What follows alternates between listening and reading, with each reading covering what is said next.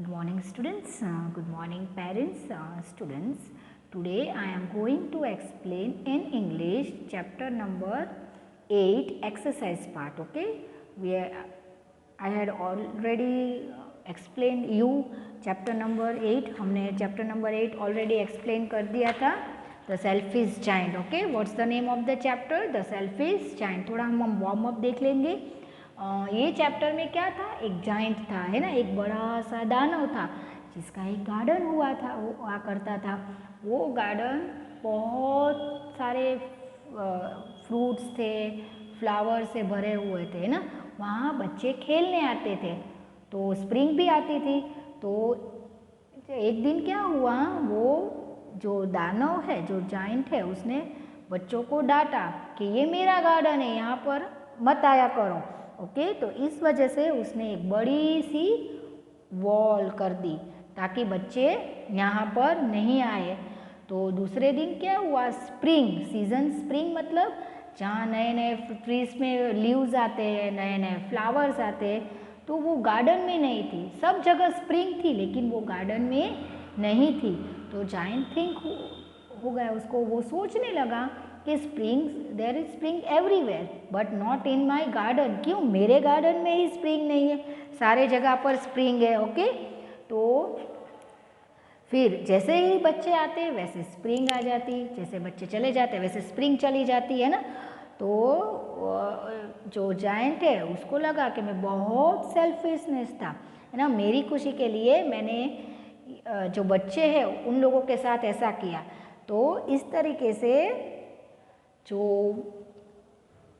Giant था उसने बच्चों को एंट्री दे दी कि अब से आप यहाँ पर गार्डन में खेल सकते हो और अच्छी तरह से आप रोज आ सकते हो। ओके, तो ये चैप्टर में हमने क्या पढ़ा, ये चैप्टर में हमने पढ़ा कि finding happiness through love and selfishness. हमें सेल्फिश नहीं बनना चाहिए, हम दूसरों को खुशी देंगे तो ही हमें खुशी मिलेगी।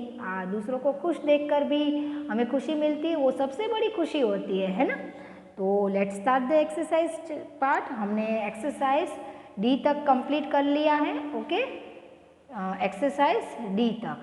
Now today I am going to explain exercise 2 question answers. Okay, now what happen to the garden when the children come into play again. क्या हुआ जब गार्डन को, कि जब चिल्ड्रन है वो वापस खेलने आ गए, क्या हुआ था। तो when the children came into play again, flowers grew and birds sang in the garden। जैसे ही चिल्ड्रंस आ गए वैसे ही बर्ड्स हो गए, ब्लू सेंग करने लगे स्वीटली, फ्लावर्स ब्लो होने लगे, है ना। Now what did the giant do in the end? Last में स्टोरी के बाद जाइंट ने क्या किया, तो the giant broke the wall he had built around his garden. हाँ, उसने जो दीवार है उसको ब्रोक कर दिया, तोड़ डाला। Now read this sentence. Okay, ये दोनों एक्सरसाइज है, 2 and 3 questions you have to write in your CW। Now read this sentences from the play. Okay, आपने ये चैप्टर तो पढ़ा ही होगा, उसमें से आपको 2 स्टेटमेंट्स दिए हुए हैं, one is correct and second is incorrect sentence. आपको जो करेक्ट है उसमें आपको टिक करना है और करेक्ट द इनकरेक्ट वंस, फिर जो इनकरेक्ट है उसको करेक्ट करके यहाँ पर आपको लिखना है। Okay, now see, correct sentence is, there is a wall around the garden. The giant made the wall to protect it from the storm.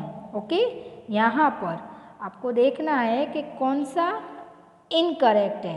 Okay, तो ए वाला है वो इनकरेक्ट है, तो आई लिखना है हमें। ओके, अभी मैं करेक्ट सेंटेंस आपको लिखा रही हूँ। The giant, okay, the giant made the wall to keep the children out of his garden. Yes, यहाँ पर आप देख रहे हो there is a wall around the garden. Okay, क्यों? क्योंकि the giant made the wall to protect it from the storm. उसने तूफान से बचाने के लिए ये जो वॉल है वो बनाई थी. नहीं, वो इनकरेक्ट है ना. उसने बच्चों को आने से रोकने के लिए ये जो दीवार है वो बनाई थी. तो यहाँ पर इनकरेक्ट का मैंने आई लिखा है और मैंने वो करेक्ट सेंटेंस कर दिया है.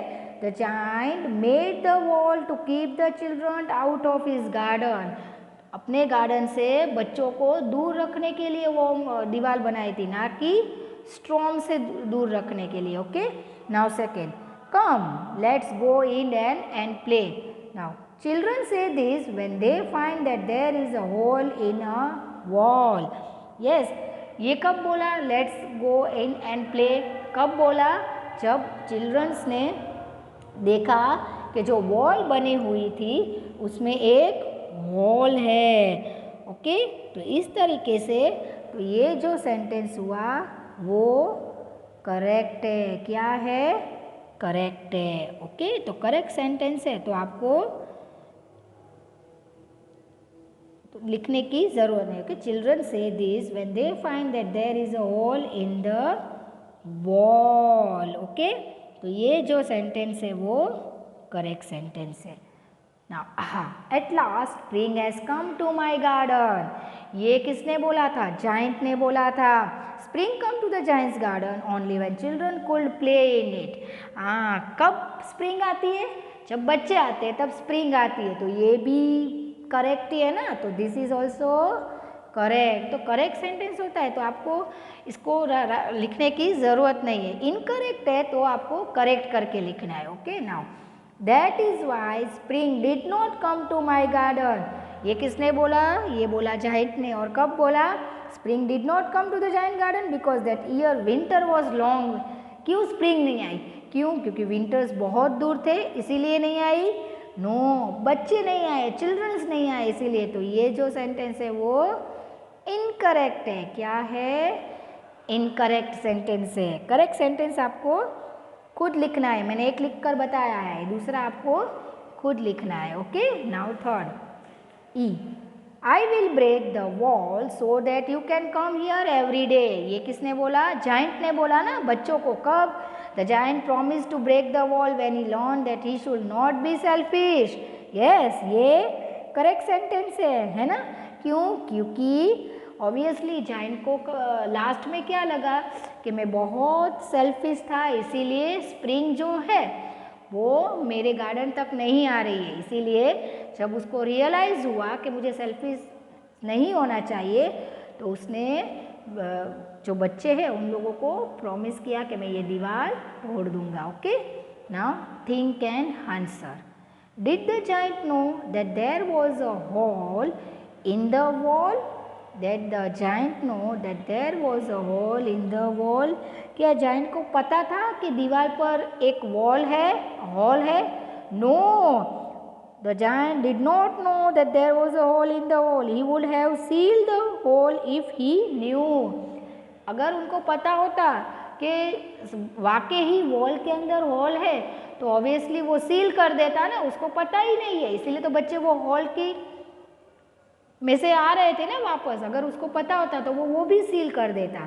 Now what lesson did winter teach the giant by not going away from his garden? Winter जो है उसने जायंट को कौन सा लेसन टीच किया है ना, कौन सा पाठ उसने पढ़ाया, उसको क्या सिखाया? तो the winter thought giant not to be selfish. हमें सेल्फिश नहीं बनना चाहिए, दूसरों की हेल्प करनी चाहिए, दूसरों की खुशी का भी ध्यान रखना चाहिए ना. ये विंटर ने उसको सिखाया. Find the word on page 86 which means not happy. 86 page में आपको जो वर्ड दिया है नॉट हैप्पी. तो नॉट हैप्पी मतलब कौन सा वर्ड होता है? सैड, है ना, सैड रहना. तो ये exercise 5, 6 and 7 you have to complete in your CW. Okay, आपको ये CW में कंप्लीट करना है till page number 89 exercise B. Okay, ये and this what happen this 2 and 3 this 2 question also you have to write in your CW. Okay students, bye bye, have a nice day.